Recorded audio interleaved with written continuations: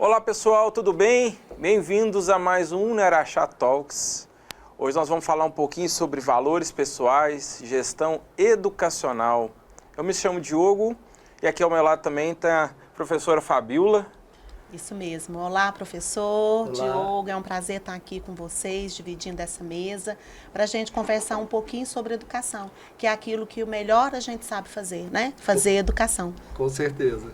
Hoje com um convidado muito especial, que tem um nome um pouco complicado, mas ao mesmo tempo, a hora que você decora, fica fácil de entender.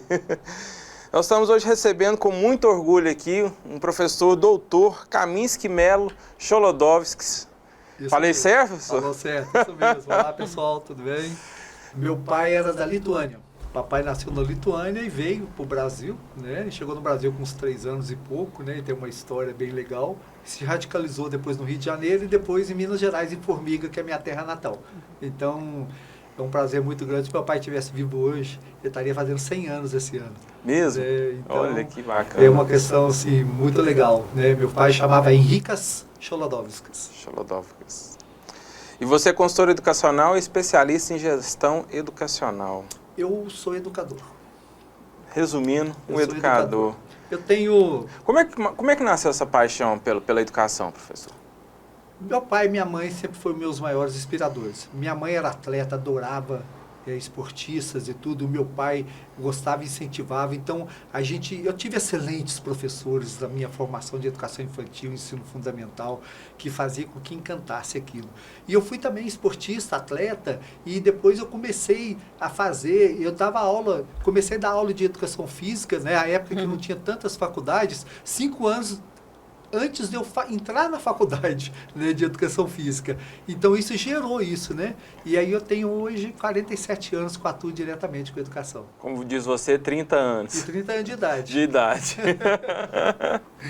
E quando você começa ali com a educação física, você vem numa base ali que, né, eu acho que a maioria das pessoas que chegam até a educação física é porque passaram por alguma experiência bacana na adolescência ali, que é A minha vida seguir. era esporte, né? Da cidade de Formiga, a praça de esporte de Formiga, vivia lá praticando esporte, disputando competições e tudo, né? Bacana. E aí depois fui fazer a faculdade de educação física, me apaixonei pela docência e técnicos de esportivo em determinadas situações, árbitros e assim em determinadas modalidades, e aquilo ali foi desenvolvendo, dando aula para crianças, para jovens, para adultos, e uma coisa muito legal.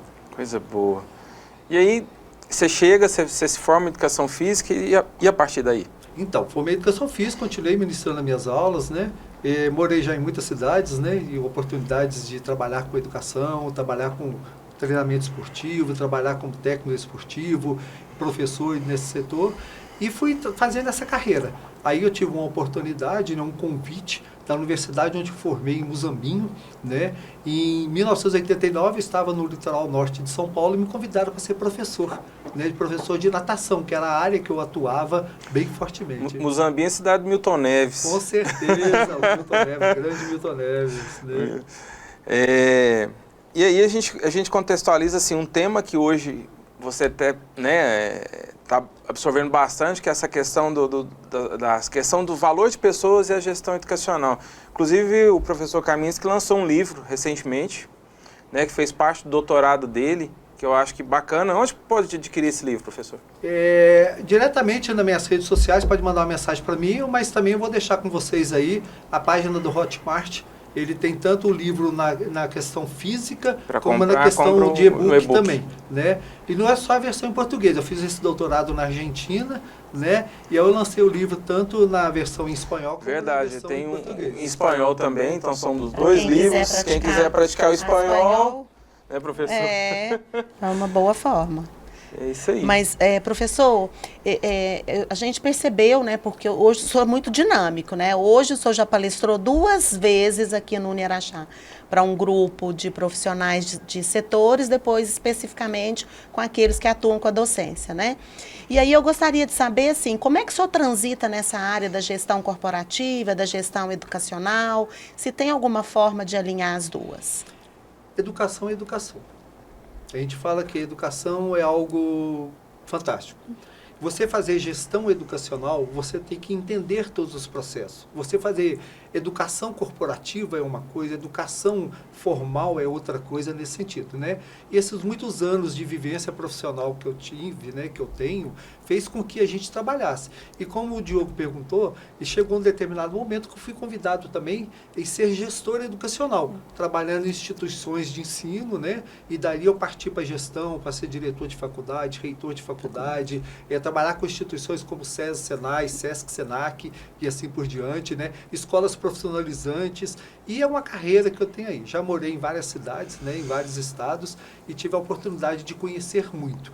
E você falar de gestão, você tem a questão da educação básica, você tem a educação do ensino superior, Sim. você tem a educação profissional, você tem a educação de pós-graduação e assim por diante. E você tem a educação corporativa, que são esses cursos de aperfeiçoamento profissional, de entender como que está o mercado, qual é a necessidade de alguma empresa, de algum setor e das pessoas que nela estão, para que você possa realmente, né, fazer esse trabalho como se fosse um cursos in companies voltado para a formação profissional das pessoas. E hoje as empresas buscam muito isso, né?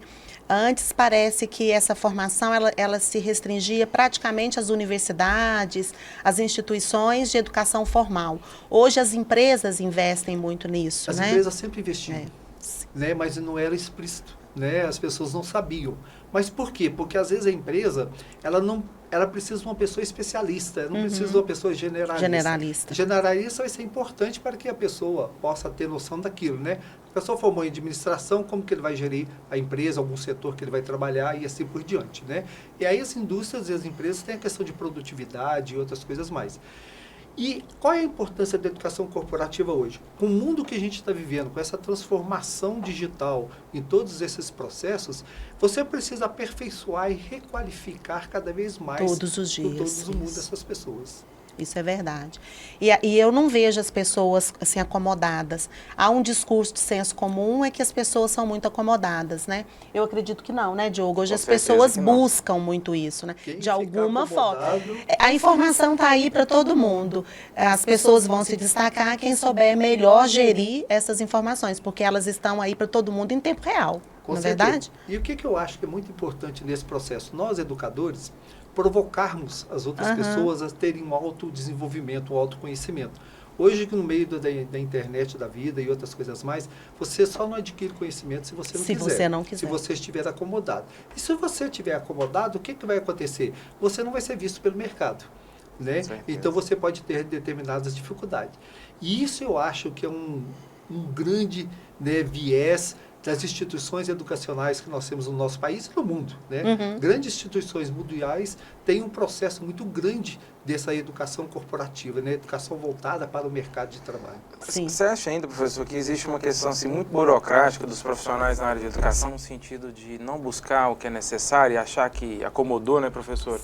As pessoas buscam. Mas você acha que muitos buscam? Você acha que isso é uma coisa assim relevante no sentido de as pessoas estão querendo cada vez mais para trazer algo para dentro da educação, entendeu? E não ficar só na mesmice que eu quero dizer.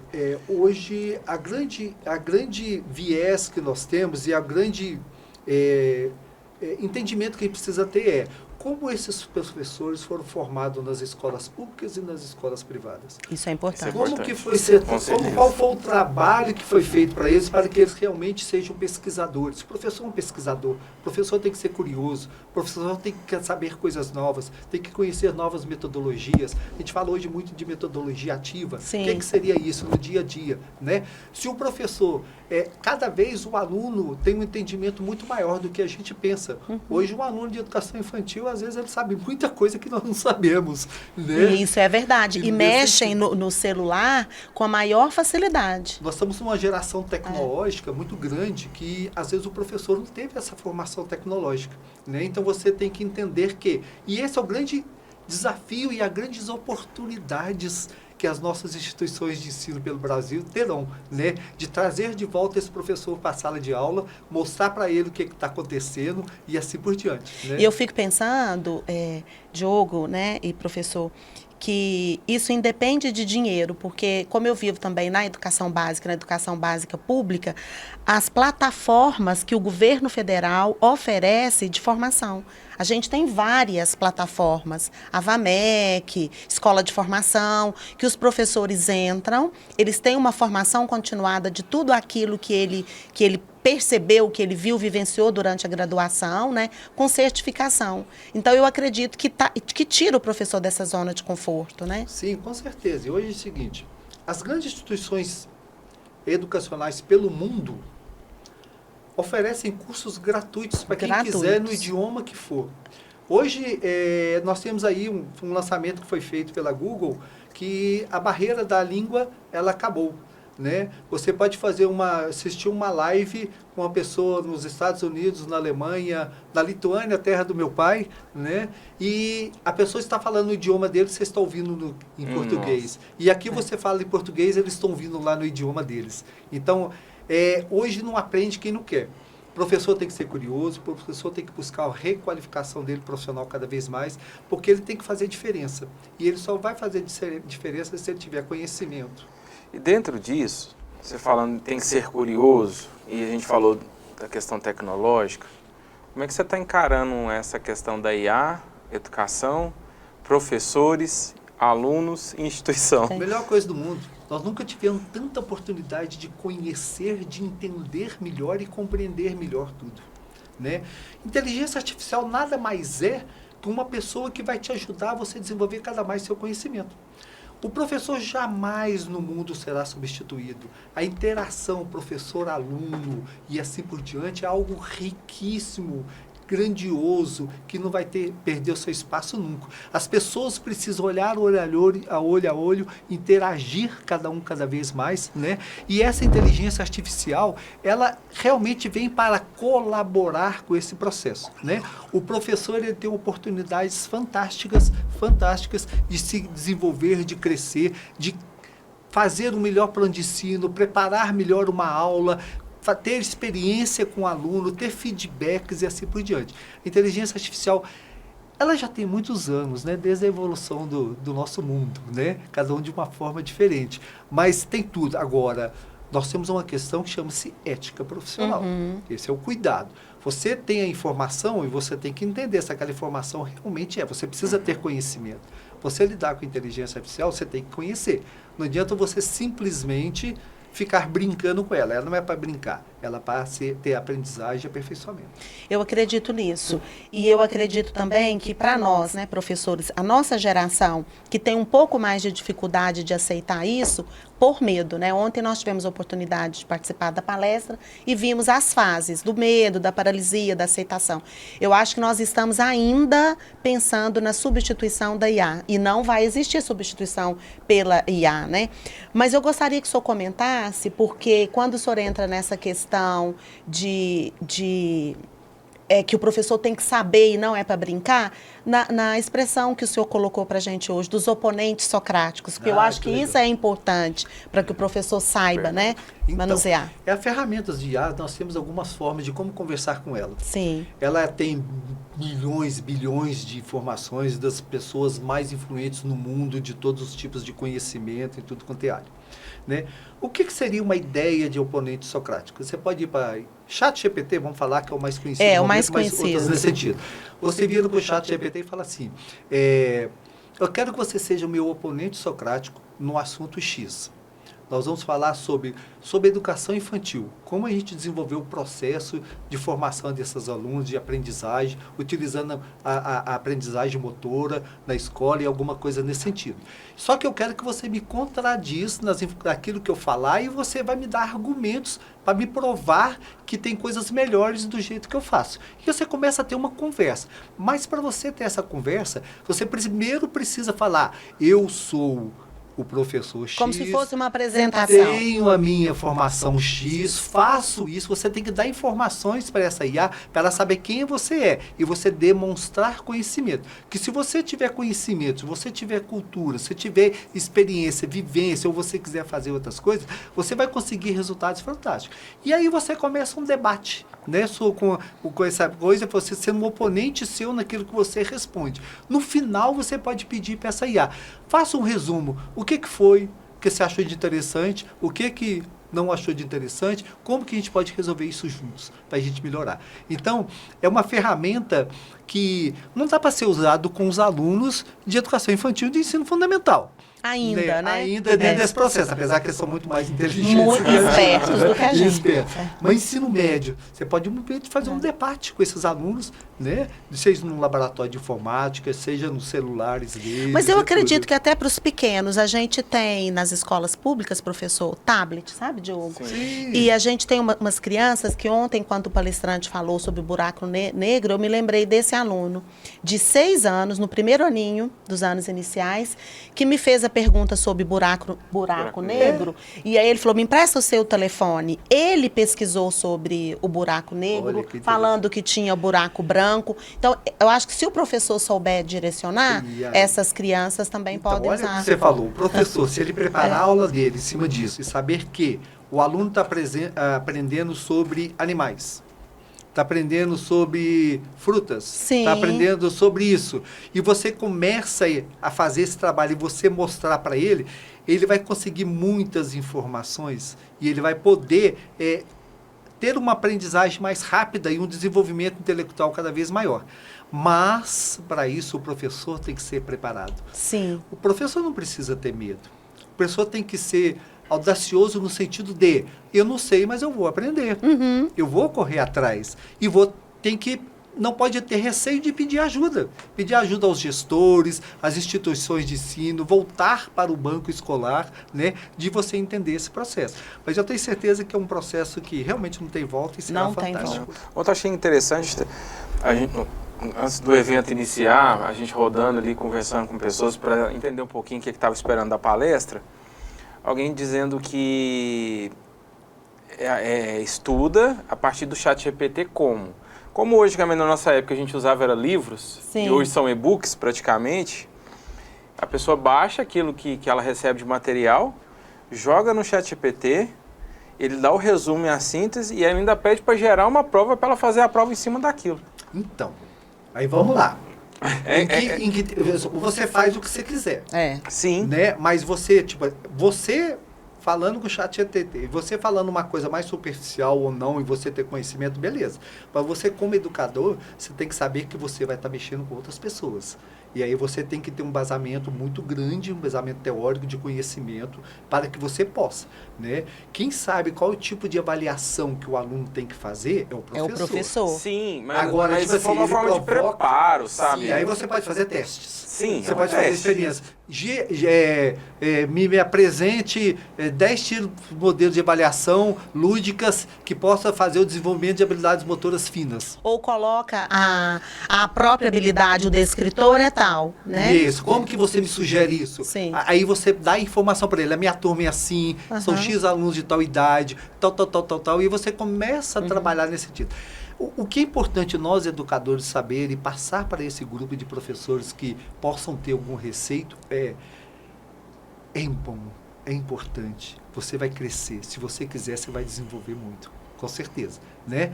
E não tenham receios de pedir ajuda, de voltar. Então, eu acho que as instituições de ensino, como a Unaraxá, que é uma instituição fantástica, 53 anos vai fazer esse ano, o que já passou de pessoas desses bancos aqui, uma história que tem, a cultura que tem, é algo fantástico.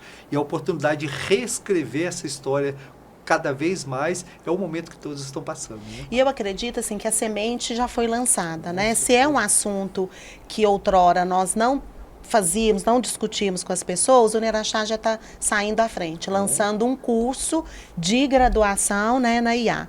E ontem, com o lançamento disso, eu tenho certeza, pela quantidade de professores que estavam aqui, né? Eu mesma fui impactada. Eu cheguei, eu queria saber hoje o número de alunos de uma cidade vizinha. Eu fui no chat para perguntar quantos alunos tem a rede municipal da cidade vizinha, né? Perguntando. Então, eu acredito que de 500 pessoas, 600 que estavam presentes ontem, muitas saíram impactadas. Isso né? É importante. E uma coisa muito interessante que o senhor falou a respeito da pergunta do Diogo os professores usam o chat para fazer os planos. Mas aí vai muito do conhecimento que ele tem. Porque se ele pede só um plano num campo de experiência, ou se ele pede um plano de acordo com um descritor, uma habilidade de um componente curricular, mas ele não sabe o que aquele componente, aquele descritor quer, o que o chat jogar, ele vai trabalhar. O professor hoje, para fazer um prompt, né, para colocar na IA dessa, no chat GPT, ele tem que primeiro conhecer. Conhecer. Ele tem que primeiro ter domínio do assunto.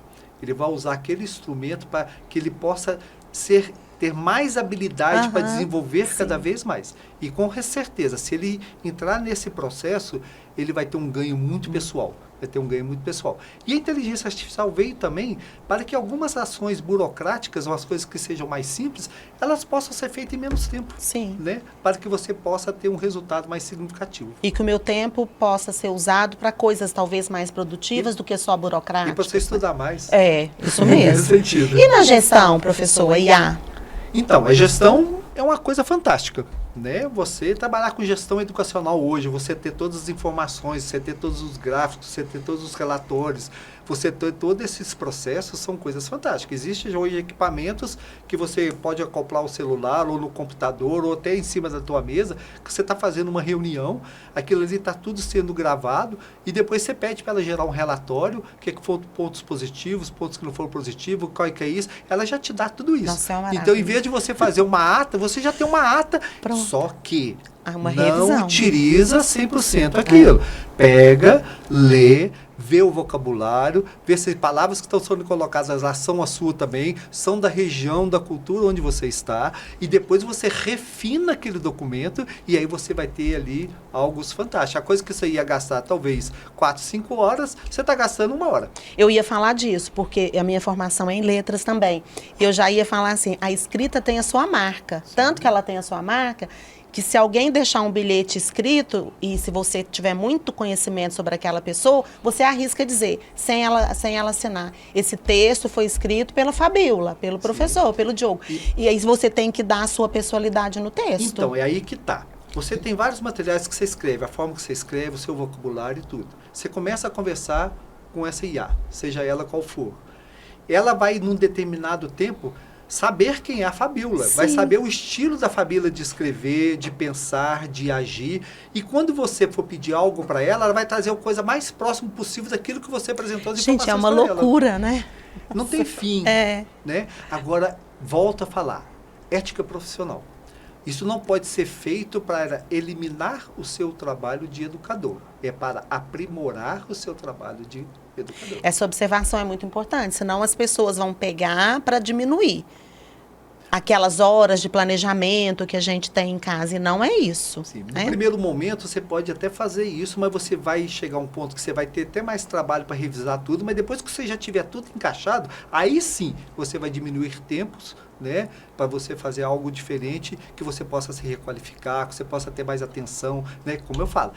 O nosso aluno precisa de atenção, cara a cara no bom sentido da palavra. Você tem que estar ali, relacionamento e pessoal. E jamais o ser humano vai ser substituído, seja em qual processo for. Né? E você tem que entender bem isso. E aí vai entrando a nossa mobilidade de se adaptar, né, às situações. E nós somos bem adaptáveis a qualquer situação. E outra coisa, falou uma coisa de gestão. Às vezes acontece muito na educação que a pessoa entra na gestão sem ter o aperfeiçoamento Sim. de entender o que é gestão. E quando a pessoa assume um compromisso de ser gestor de algo, ele tem que saber, opa, o que eu sei disso, o que eu não sei, como que eu vou buscar isso? Como que eu vou fazer um relatório? Como que eu vou fazer isso? Como que eu vou trabalhar isso? Né? Nos meus livros eu falo sobre valores pessoais e gestão educacional. Né? Foram 2 inventários de valores que eu pesquisei de Álvaro Tamayo, que era um chileno que ficou muitos anos na faculdade de psicologia da UNB em Brasília, e ele criou 2 inventários fantásticos, sobre valores pessoais e valores organizacionais. E depois você tabula esses dados e você passa a entender o teu valor pessoal, ele é convergente com o valor da organização que você está? Se não é, como que vocês podem alinhar? Valores não são negociados. Valores são desenvolvidos, aprimorados, mas ela tem uma base. E essa base de valores é família. É família. valores, quem trabalha valores, princípios, são as famílias que trabalham para os seus filhos e essas pessoas que você tem que receber. Não podemos transferir a educação dos nossos filhos para uma instituição de ensino. E quando o senhor fala dessas competências, eu fico me perguntando assim, muitas vezes as pessoas são tiradas de determinado lugar. Um bom professor, ele é tirado daquele lugar que ele está gerindo a sala dele para ele assumir uma gestão. E não necessariamente as competências que ele tem como professor são as mesmas. A gente tem muito caso de sucesso, mas a gente tem alguns problemas de bons professores que assumiram uma gestão e não conseguem E depois gerir. não consegue ser bom professor Não de novo. consegue, não volta mais para aquele lugar. Então, é interessante isso, né? Isso é uma reflexão muito grande, É. né? Se você está como um professor, você é professor de referência a um determinado assunto, você é convidado, é uma questão de escolhas. Nós escolhemos o que a gente quer ser. A gente escolhe o que a gente deseja ser. Isso é uma decisão pessoal. Ela tem que refletir com pessoas que ela confia. E aí, vale a pena eu ser gestor? Vale a pena eu largar a docência e fazer isso? Será que é isso? Agora, se a pessoa for guerreira e quiser, mesmo que ela não saiba nada, mas ela tem o desejo, ela vai embora, ela vai buscar a informação. E é engraçado, pegando o contrário, tem gente que é excelente gestor, vai para a docência e não consegue aplicar. Então, por quê? Nós temos São a questão da competências docência, diferentes, que é a questão do professor e a didática. São questões Como diferentes. que você prepara a sua aula? Como que você aplica a sua aula?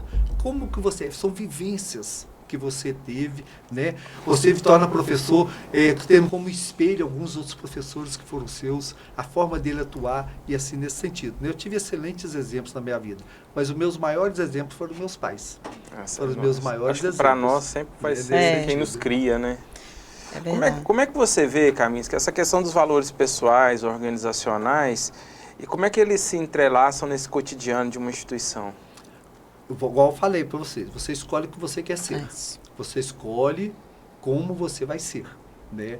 O seu valor é uma coisa muito forte, muito enraizada em você. Você não pode simplesmente cambiar, né? Trocar, fazer uma permuta dos seus valores para algo, né? Então, o seu valor é a sua base, né? É a sua formação. Você tem um valor espiritual, você tem um valor educacional, você tem um valor que seja ligado a isso, assim por diante. É a sua base, a sua base. E quando você vai para uma organização, ela tem missão, valores, propósito e assim por diante. Aquilo ali está bem próximo daquilo que você acredita, e assim nesse sentido. Mas se você está naquela instituição, o teu valor já está enraizado. Você tem que enraizar o valor daquela organização. Vocês trabalham aqui na UniAraxá. O valor da UniAraxá, a missão da UniAraxá, os princípios da UniAraxá estão enraizados em vocês? Se tiver, o match é legal. Né? Vai ser perfeito. Se não tiver, vai ter alguma coisa aí que vai balancear. Né? E aí? Quem vai fazer a escolha de não continuar? O professor ou a instituição não querer aquele professor? No bom sentido dessa palavra. Né? Pegando isso, hoje durante o treinamento, você até comenta, né? Você sabe quantos alunos que você tinha no ano passado? Quantos alunos você tinha 5 anos atrás? Que assim, é importante que a gente conheça a evolução da instituição, né? É tão legal ter o histórico familiar. Sabe quem que foi o bisavô, o avô, um parente, isso, aquilo? E a instituição precisa que aquelas pessoas que nela estão inseridas conheçam a história dela, conheçam a cultura dela, né? Como que começou essa instituição? Quem foram as pessoas que idealizaram? Quem foram as pessoas que administraram durante um X tempo, tal, e chegar a 53 anos como UniAraxá? Né? E por isso que é importante, tipo, se você assume um cargo de coordenador do curso X, você tem que saber o histórico desse curso. Né? Você não pode, pura e simplesmente, a partir do momento que você assume, você chegar. É a mesma coisa a gestão de uma instituição, seja pública ou não. Você foi convidado para ser gestor da escola municipal em determinado local. Quantos anos tem aquela escola? O que ela já fez? Quais são as referências que aquela escola tem? Como é que a comunidade que aquela escola está inserida? Isso é importante. E assim, nesse sentido. Então, quando eu falo que o educador tem que ser um ser curioso, é um senhor curioso nesse sentido, de conhecer mesmo, né? Ele fala assim, vou ser gestor, vou ser educador e eu preciso saber isso. Você está falando aí, eu fiquei pensando numa questão. Jogador de futebol, quando ele está em determinado time, né? Mesmo que ele não goste, mas ele foi comprado por aquele time, ele vestiu a camisa literalmente e vestiu a camisa no sentido do time. Então, ele jogou ali 5 anos, 6 anos, ele é aquele time. Se depois ele é vendido, ele vai para um outro time, ele consegue inserir todos os valores daquele time. Então, Eu fico pensando, o gestor, quando ele muda, ele vai mudando de lugar. Então, vamos lá. Um jogador de futebol, há muitos anos atrás, ele era formado na base do time e ficava eternamente naquele time. Então, ele realmente era jogador do time X. Pega o Pelé. Pelé foi jogador do time do Santos sempre. Foi formado na base e levou para lá. E você pega outros exemplos, né? E você tem o Zico, não sei o que mais. Já tem vários outros aí nesse sentido, né? E do pessoal do Atlético, que é meu time, né? O Reinaldo e assim por diante. Então, você tem muito isso. O gestor depende dos desejos e dos sonhos dele. Ele assumiu a gestão de uma instituição pública. Depois ele quer assumir de uma instituição estadual, depois de uma federal, depois de uma privada. Ele vai tendo oportunidades. E o que é uma coisa que eu acho importante? Eu tive a oportunidade de trabalhar em vários lugares, em várias instituições. E às vezes a gente falava assim, qual que era o grande desafio? Você entender a cultura de onde você está chegando. Porque você é um novo entrante. As pessoas não te conhecem ali, elas ainda não confiam em você. E o gestor, para permanecer no cargo, ele tem que ser confiado. As pessoas têm que confiar nele. Ele tem que ser validado no sentido de demonstrar conhecimento, mostrar por que ele está ali e quais são os processos de melhoria e desenvolvimento que ele vai fazer naquele local que ele está como gestor, né? E quando você muda de uma cidade para outra, de um bairro para outro, de um estado para outro e assim por diante, como que você algo que você vai ter que refletir e você vai ter que entender. Se você quiser impor pura e simplesmente aquilo que você acredita, você pode ter sucesso como você pode não ter sucesso. E depende também para que você está indo nessa situação, qual é a consequência daquilo, né? E você entender nesse processo. Eu me lembrei disso porque quando o senhor fala que o bom gestor, ele tem que saber do curso que ele coordena, quantos alunos que tem, porque você tem que incorporar isso tudo, né? Então, se eu saio dessa, eu não posso falar muito, porque minha vida inteira eu finquei o pé na prefeitura, que eu estou nessa coordenação há muitos anos, e aqui, respondendo a sua pergunta, eu estou há mais de 25 anos, embora eu seja muito jovem, né? Mas eu estou há 25 anos aqui. Há 15 anos, e não me vejo fora, né, do Uniaraxá. É como se os meus valores já fossem assim muito permeados pelos valores do Uniaraxá. E a gente tem que se sentir patrimônio daquela onde a gente está. No bom sentido, assim, patrimônio de eu gosto disso aqui, eu amo isso aqui, e eu vou fazer o melhor para que ela cresça, porque ela crescendo eu vou crescer junto. Eu cresço junto. Né? Esse é o entendimento de uma instituição. Você é convidado para ser gestor de uma escola pública, uma escola estadual, qualquer coisa. Qual é a diferença que eu vou fazer na vida daquelas pessoas que ali estão? Naquela comunidade, naquele estado, naquele país. Então, seja referência naquilo que você faz, né? Certeza. O maior ganhador vai ser você. Você vai ser o maior ganhador dessas atitudes positivas. Concordo. Né? A gente precisa conhecer, né? De uma forma geral, nós precisamos conhecer onde nós estamos, o que nós fazemos e para onde a gente vai. Eu gosto muito de educação, de ser gestor, mas você tem que estar com pessoas, tem que olhar as pessoas. Você fala muito que, assim, que foi para várias instituições, estados e tudo mais. Existe alguma que foi o maior desafio que você acha, que você encarou? Eu sei que todas foi um desafio, mas aquela ali que você chegou e falou assim, não era bem que eu pensei, que eu vou precisar de cavar mais um pouquinho para poder erguer mais. Eu nunca tive desafio, eu sempre tive oportunidades. Perfeito. Tive oportunidades. Não é desafio. Desafio para mim é uma palavra que é muito simples, né? Eu tive a oportunidade de mostrar o que eu sei em cada lugar que eu fui, o que eu agreguei de valor naquele local, né? E deixar a minha marca lá, como pessoa principalmente e depois como educador, né? Como gestor nesse sentido. Qual foi o melhor lugar? Todos.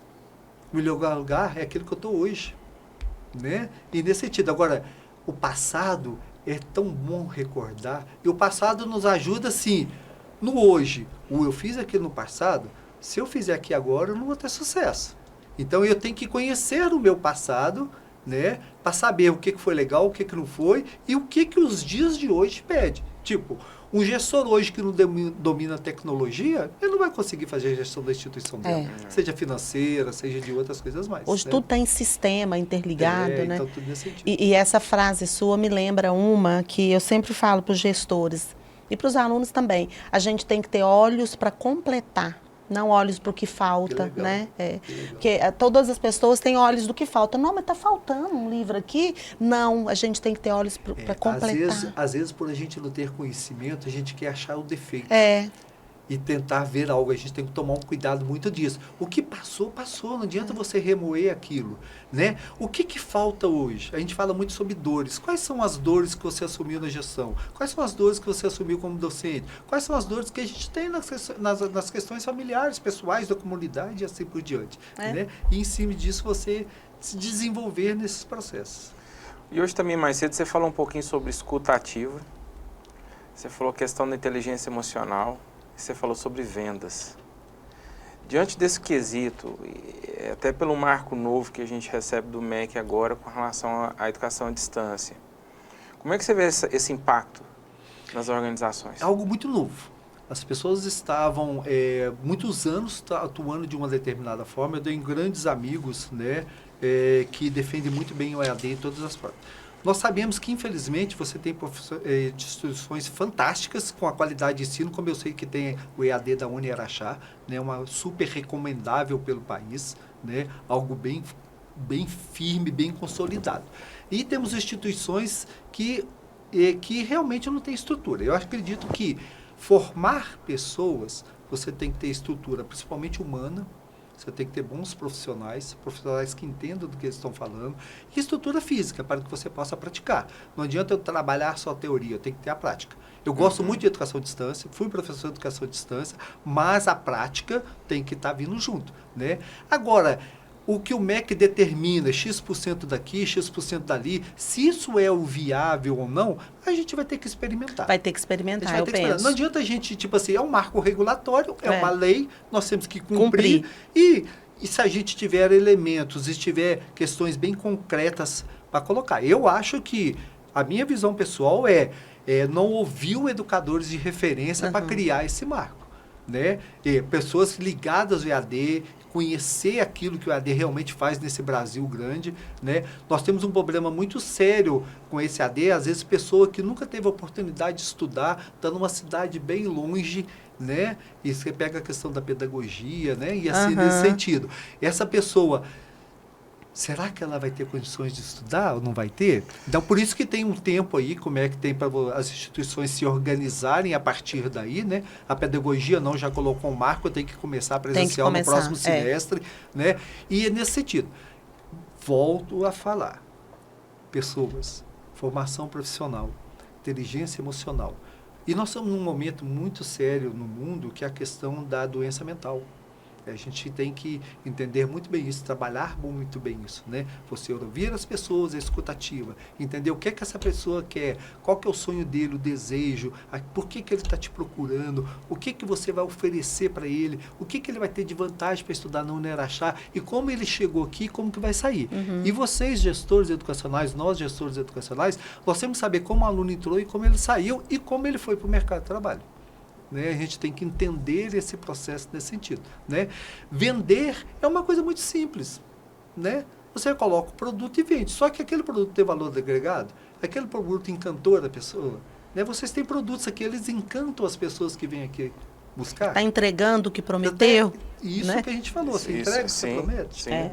E é interessante isso que você falou, a questão da preocupação com a educação à distância, ela levou oportunidade para muita gente que talvez não conseguiria formar. Sim.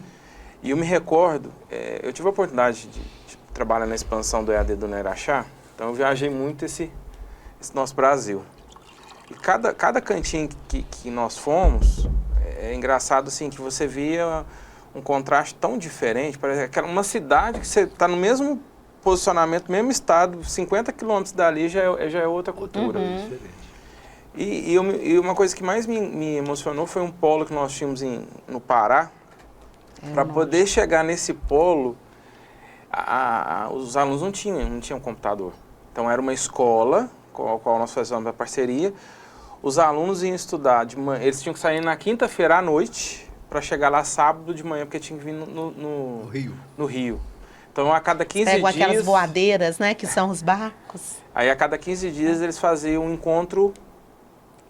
O dia era sábado e domingo, de manhã eles saíam de volta, para segunda-feira já estar no trabalho novamente. Então, a gente vê assim... A doação. A pessoa que quer aprender e ela tem um desejo de ensinar, ela se doa, né? A doação as dificuldades, os obstáculos que ela possa ter e tudo, né? Mas tenho certeza que qualquer um que investir em educação, o ganho dele vai ser muito grande, né? Quando o Diogo faz essa pergunta da escutativa, a gente teve a oportunidade de fazer um treinamento com os professores só de escutativa. E uma coisa que nos incomoda, porque eu fico pensando, né? Hoje a gente não tem paciência de ouvir um áudio. E aí, quando você vai ouvir a pessoa, você quer que a pessoa também fale no 2. Porque você não consegue deixar a pessoa falar, né? De tão agitado que a gente está. E a escola é assim. Se eu faço isso com o professor reproduz isso com o aluno não fala, o aluno só ouve. Às vezes a vida é repetição, né? É. Repetição de fatos. Então, e essa que é a reflexão que eu acho maior que a gente tem que trabalhar na formação dos nossos profissionais, né, que vão para o mercado de trabalho, com os nossos educadores, principalmente, é entender, sim, você escuta o teu aluno, você ouve o teu aluno, você dá qualidade naquele atendimento que você faz. Às vezes não precisa ser longo, porque às vezes a gente divaga muito, coloca muitas coisas que não precisam. E ser objetivo, claro, transparente e cordial. Cordial. Cordial no sentido de se eu estou atendendo o aluno, será que a forma que eu estou atendendo, se alguém me atendesse, eu ia achar legal? Se colocar no lugar do outro. Se você quer ser bem atendido, primeiro atenda bem. É verdade. Né? E é coisas nesse sentido. É engraçado, né? Porque às vezes a gente é mal atendido em algum lugar, reclama. Aí quando você vai atender a pessoa, em vez de você dar... Você repete aquilo que você fez aconteceu com você de ruim, São né? reflexões, são escolhas da vida, né? E como que você faz isso? E tudo que você tem que fazer com encanto. Você tem que fazer com amor, você tem que fazer com dedicação. Tem dia que você está cansado e você tem que realmente se doar para algo nesse sentido. Tem dia que você não quer dar o sorriso, mas você precisa dar porque faz parte. E não é só o que sai da boca ou ouvir, porque o corpo fala, né? Postura corporal. O corpo fala o tempo todo. Às vezes sua boca está dizendo alguma coisa, mas o seu corpo está completamente o contrário, né? Às vezes o professor tem tripla jornada. Tripla jornada. E aí você tem que entender muito bem nesse sentido, né? Mas é quando a gente fala, o dia tem 36 horas, você estuda 24 e dorme 12, pronto. Isso, e tá ótimo dormir isso, né? Como é que você vê essa questão dessa inovação educacional e esse impacto que ela vai trazendo para a questão do desempenho das equipes? Você fala muito questão de retenção de talento, de cultura de aprendizado, que a gente já discutiu até um pouquinho. Como é que você enxerga essa questão dessa inovação educacional, já que eu acho que tem profissionais que entendem a necessidade dessa inovação, mas há outros profissionais que ainda vivem com o pezinho lá no século passado. Tem instituições e organizações, né? E essa questão de você reter o talento, primeiro descobrir o talento que você tem. Às vezes a gente não sabe qual o talento que a gente tem na instituição. O professor, às vezes, não sabe qual o talento do aluno que ele tem em sala de aula, né? Se você conseguir descobrir o talento e você fazer algo personalizado para aquele talento, você pode ter resultados muito significativos, né? É um desafio muito grande, muito complexo, né? Depende muito de cultura, depende muito de possibilidades, né, de você fazer isso. Às vezes você tem um excelente talento, mas você não consegue mantê-lo, por algumas dificuldades que você possa ter, seja na instituição, seja na organização. Nós vivemos um mundo de competitividade, né? De produtividade. Então, as pessoas têm que se vender, no bom sentido da palavra, né? Ela tem que falar, eu sou bom nisso e estou melhorando cada vez mais, né? E aí, nesse sentido. E a instituição e a organização, pô, esse cara é bom mesmo? Deixa eu fazer. Mas ele está tendo um processo aqui bem interessante, que vale a pena a gente manter essa pessoa. Quantas pessoas aqui começaram a trabalhar como estagiário, como voluntário, depois cresceram e são profissionais hoje? Né? A cultura da Uniaraxá proporcionou isso. E é verdade, isso aqui é cultural. A maioria, eu acho que uns 80% dos professores começaram como alunos, de alguma forma, e retornaram como professor, que é o meu caso. Que legal. É. Eu Então, também. Você também. Então, olha que legal isso, né? Tipo assim, foram oportunidades que vocês receberam. Vocês vieram aqui, estudaram, conheceram, apaixonaram pela instituição e se tornaram desejosos em fazer parte da instituição. Eu acho que o mais gostoso você ter passado por aqui, você conhecer a filosofia da instituição. Diogo já saiu e voltou, né? Diogo? Eu fiquei um ano fora e voltei, mas assim, o que eu mais reflito disso tudo é que assim, quando eu cheguei e vim pra cá, foi uma emoção, assim, um misto de emoção quando eu passei no vestibular, porque naquela época eu fui a primeira turma de educação física, eu dava 5 por vaga, era uma coisa louca, assim, você estava fazendo na federal. Mas era um marco para nós, né? Hoje, inclusive, você falou assim, que passou muitas dificuldades durante a formação acadêmica. Quer dizer, eu era pioneiro, né? Minha turma era pioneira, então nós não tínhamos um campo de futebol ainda pronto, a gente não tinha uma piscina, a gente tinha que se deslocar para poder fazer. Mas, cara, que isso foi um aprendizado, uma coisa assim que eu levo para minha vida, que a instituição, a UniAraxá, o UniAraxá, aqui tem uma coisa assim de preparar o profissional para o mercado, mas para a realidade mesmo, mas uma vontade de você ficar, permanecer. Eu fiquei quase, depois que eu formei, 10 anos longe, 10 anos depois eu voltei, e aí eu tive a oportunidade de ir para um desafio, uma oportunidade muito forte, que foi, eu já trabalhava com EAD há 10 anos, aí depois durante 5 anos fazer a evolução do EAD aqui dentro. Isso foi muito prazeroso. Então, assim, te dá uma sensação, porque é uma instituição que ela tem um olhar para aquilo que é de casa.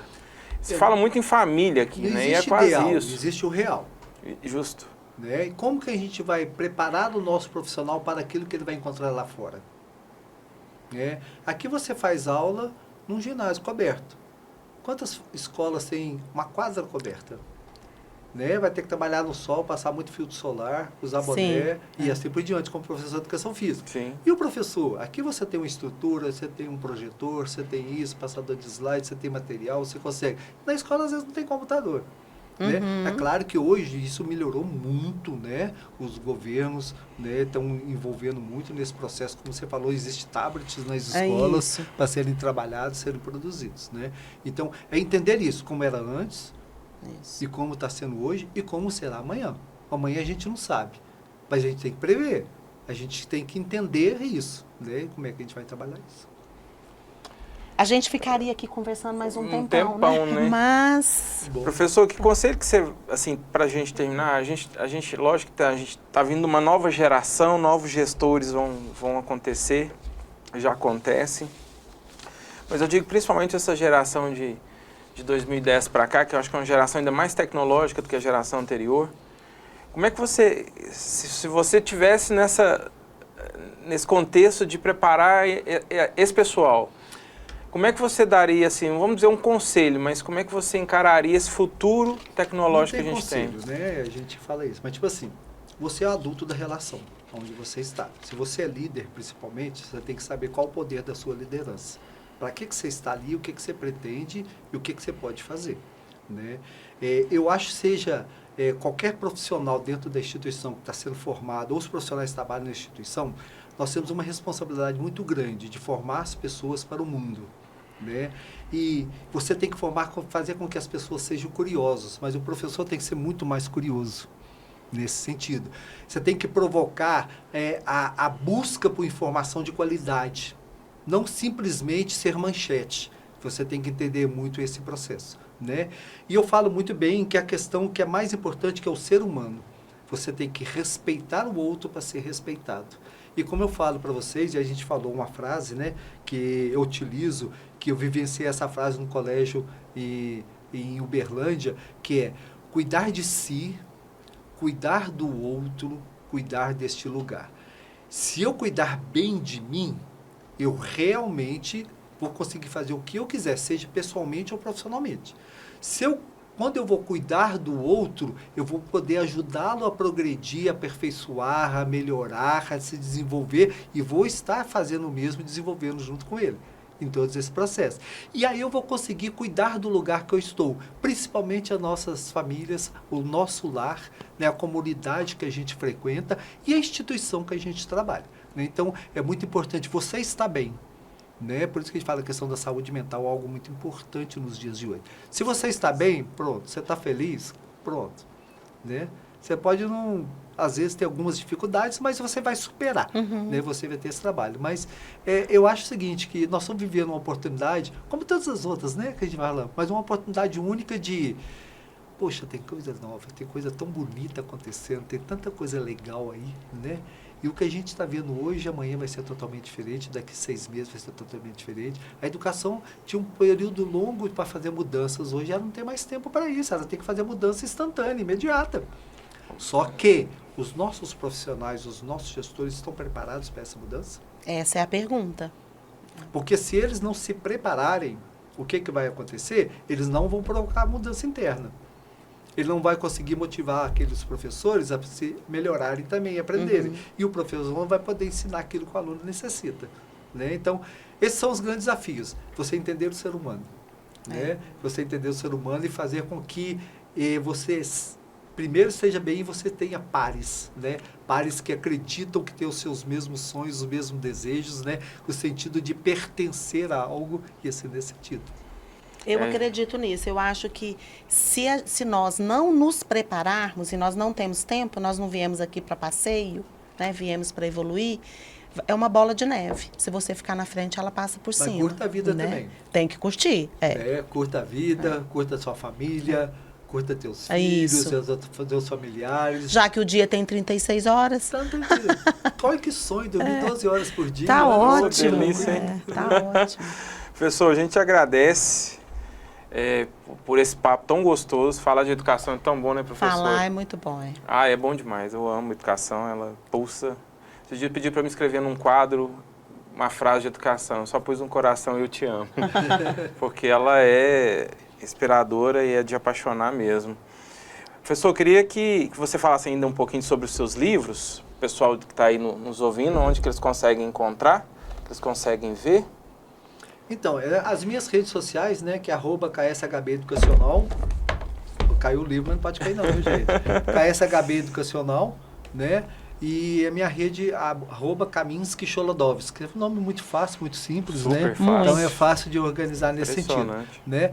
Mas na página do Hotmart, se pesquisar sobre os meus livros, né? Valores pessoais, né? E valores, né? Organizacionais, a influência dos valores pessoais na gestão de uma instituição de ensino. Ele está disponível nos 2 idiomas, tem também e-books, né? Que estão também disponíveis desses 2 livros, né? É um case, né, de sucesso pessoal, né, de desejo pessoal de fazer um doutorado. Tive a oportunidade de fazer esse doutorado na Argentina, tive uma aprendizagem, um conhecimento muito grande, né, e tive o desejo de transformar ele em livro e passar aquilo que eu fiz para aquelas pessoas que queiram se aperfeiçoar, né. Agradeço a oportunidade de estar aqui com vocês. Foi algo assim incrível, né? O Unirachá está no meu coração, né? A gente tem uma afinidade muito grande aqui. Agradeço muito ao professor Fabrício, que é o atual reitor, e o Oscar, que já foi reitor, mas são grandes amigos, né? E realmente falar de educação, viver educação, é o dia a dia nosso, né? E eu acho que isso é muito legal. Isso aí, né? Educar e cultivar valores e inspirar novas lideranças. Com certeza. Isso mesmo. Que esse livro seja uma boa companhia, principalmente nos momentos de ócio para todos, né? Isso, nesse momento de diversão e aprendizado. Que a gente possa nos encontrar, assim, todos nós, né? Em outros momentos. Com certeza. Para troca. E esses livros vão estar na biblioteca aqui da Unirachá, né? Para que aquelas pessoas que tenham curiosidade, né, possam manuseá-los. E é uma excelente indicação de bibliografia para o curso de pedagogia, Sim, que gestão. retorna agora, em agosto, de forma presencial. Estou à disposição de vocês, quando vocês quiserem, né, da gente vir aqui, trocar ideia, bater um papo com esses alunos, né? E a única mensagem que eu deixo para vocês é: seja curioso, busque o aprendizado. Né? Educação corporativa no sentido de educação permanente, né? Quanto mais você estuda, mais você precisa estudar, mais você precisa conhecer, e isso é importante. Obrigado pela oportunidade. Muito obrigada, A gente agradece, professor. Obrigada, Pessoal, obrigado você, professor. Obrigado a todos. Pessoal de casa aí, obrigado que nos ouviu.